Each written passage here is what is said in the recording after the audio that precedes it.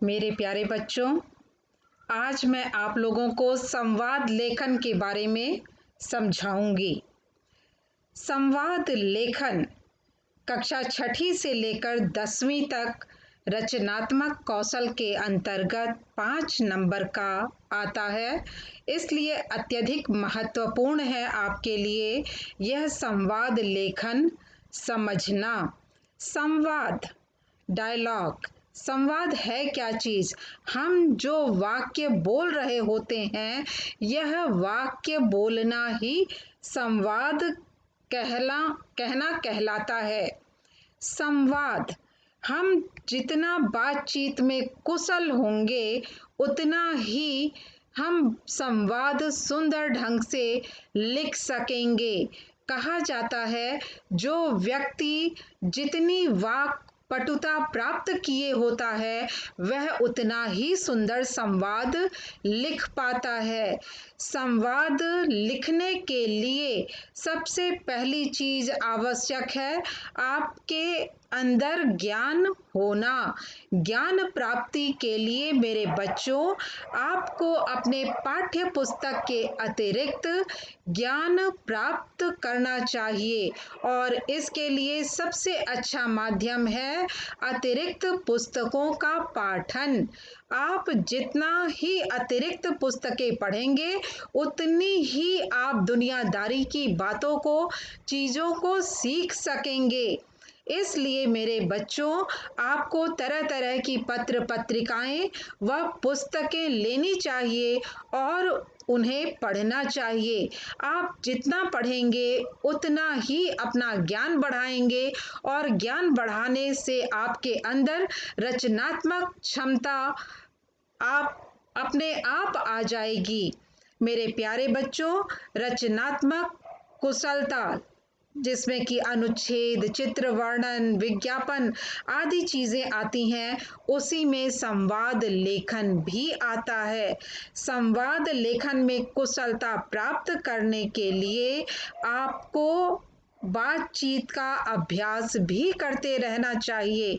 अपने घर में या अपने मित्रों के साथ सही ढंग से बातचीत करेंगे, तभी आप देखेंगे कि आप जब संवाद लिखना शुरू करेंगे तो सुंदर ढंग से संवाद लिख पाएंगे। मेरे प्यारे बच्चों, आज के समय में संवाद लेखन, डायलॉग राइटिंग एक कैरियर के रूप में भी आप अपना सकते हैं। फिल्म लाइन में आज जितने भी टीवी सीरियल वगैरह आप देखते हैं, इन सब के लिए संवाद लेखक रखे जाते हैं और वे अच्छे ढंग से संवाद लिख करके ही स्क्रिप्ट तैयार करके देते हैं और उस स्क्रिप्ट पर ही फिल्म व कोई भी कार्यक्रम तैयार किया जाता है।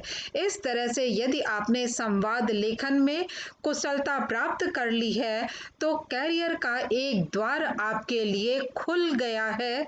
इसलिए आप संवाद लेखन में कुशलता प्राप्त करें और इसके लिए अभ्यास, निरंतर अभ्यास करते रहना ही आपके लिए कुशल होगा, अच्छा होगा। संवाद लेखन के संदर्भ में कहा जा सकता है कि कुशल कथन संयोजन एक कला है और जो इस कला को सीख गया, उसके सामने कैरियर अपने आप चलकर आ जाएगा। अपने संवादों के माध्यम से ही व्यक्ति अपने भावों की अभिव्यक्ति करता है।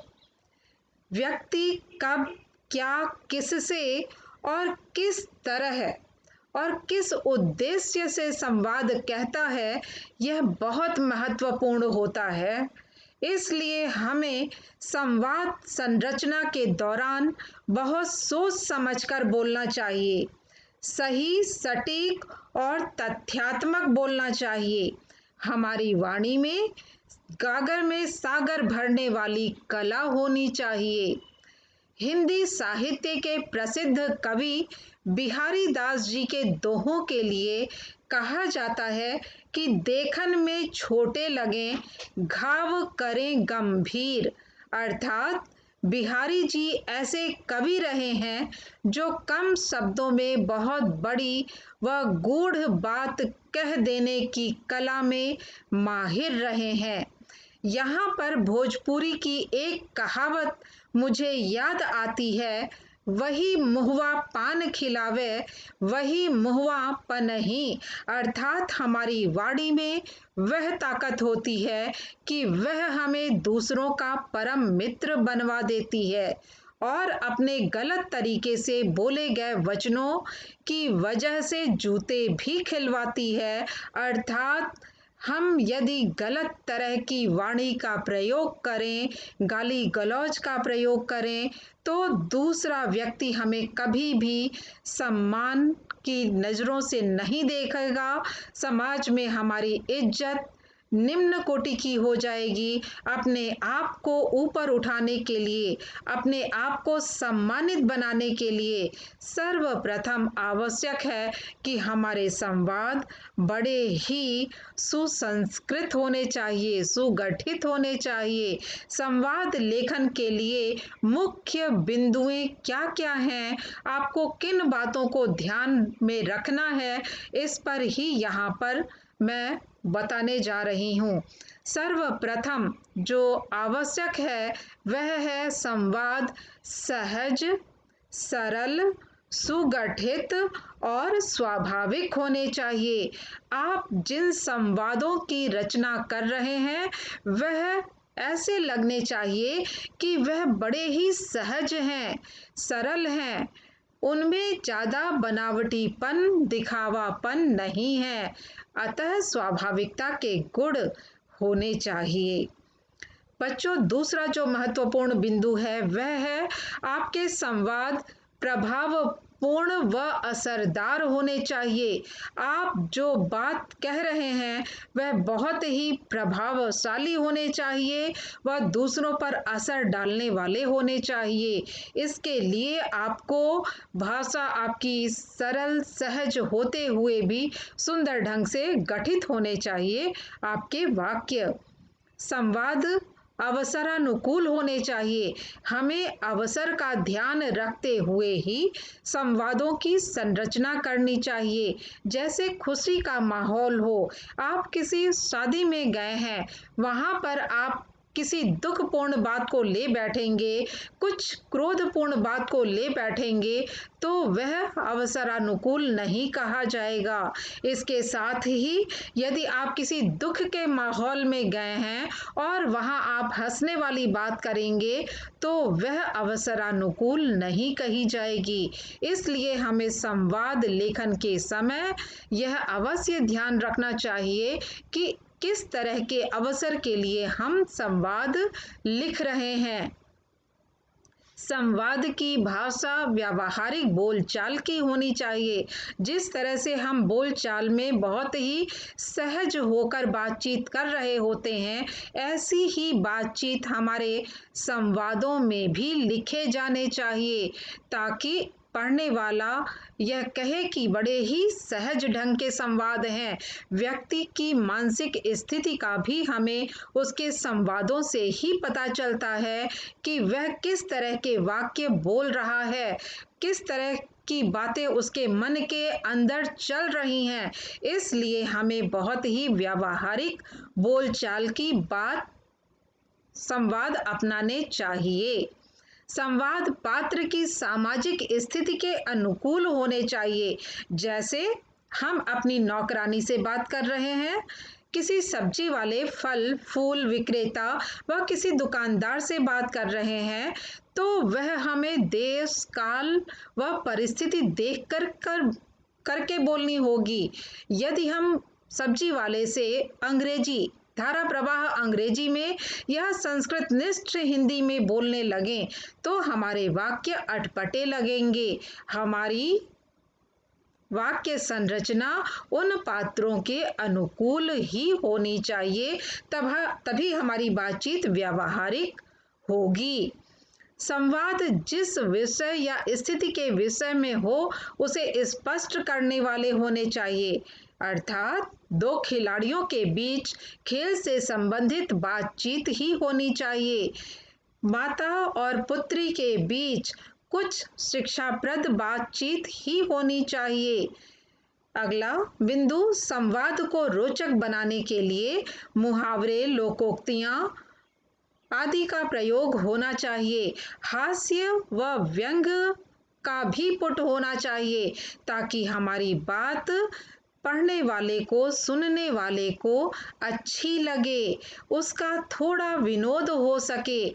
हम जो भी बातचीत करते हैं, हमारा उद्देश्य होना चाहिए कि सुनने वाले व्यक्ति को वह अच्छी लगे, उस बात को सुनकर उसका मन प्रसन्न हो। इसलिए हमें वाक्य संरचना के समय मुहावरे, लोकोक्तियों, सूक्तियों आदि के प्रयोग के द्वारा अपने वाक्य में हास्य पुट का प्रभाव लाना चाहिए।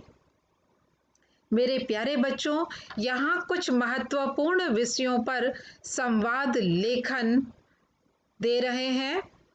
पिता और पुत्र के मध्य समय के सही उपयोग पर संवाद।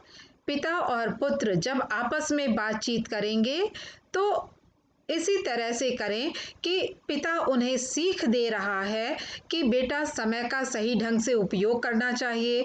पुत्र अपनी बात रखे कि मैं अपने किस तरह से समय को विभाजित करके काम करता हूँ, मैं किस समय क्या काम करता हूँ, किस समय क्या काम करता हूँ, अथवा अपने बारे में बताए, अथवा अपने खेल कूद, अपने पढ़ाई के बारे में बताए।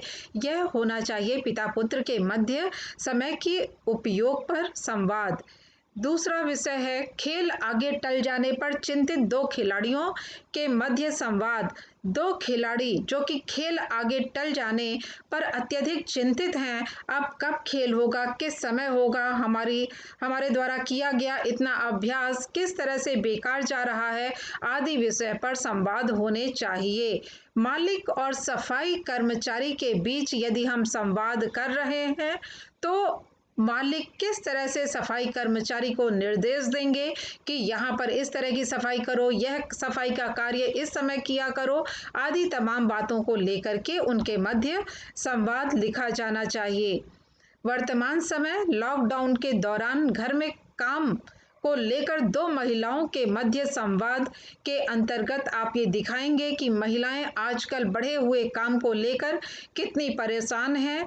वे अपने अपने घर की बातों को सामने रखेंगी कि उनके घर का क्या माहौल है, किस तरह से वे अपने सारे कार्य समेट पा रही हैं, किस तरह से वे अपने सारे कार्य कर पा रही हैं।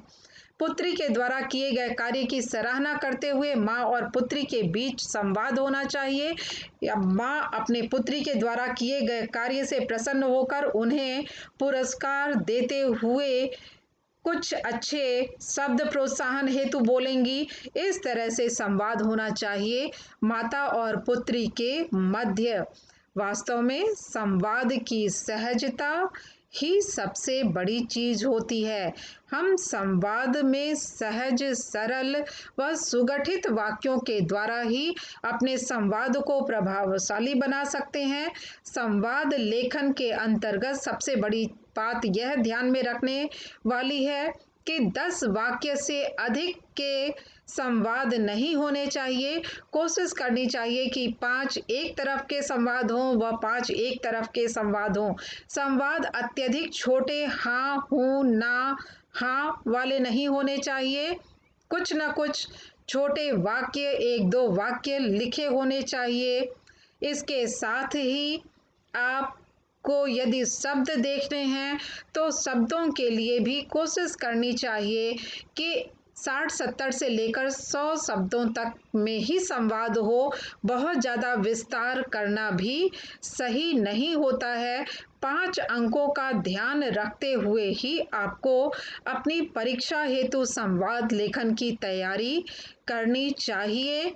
तो उम्मीद करते हैं मेरे बच्चों कि आप संवाद लेखन का अभ्यास करते हुए सुंदर ढंग से संवाद लेखन करने का अभ्यास करेंगे।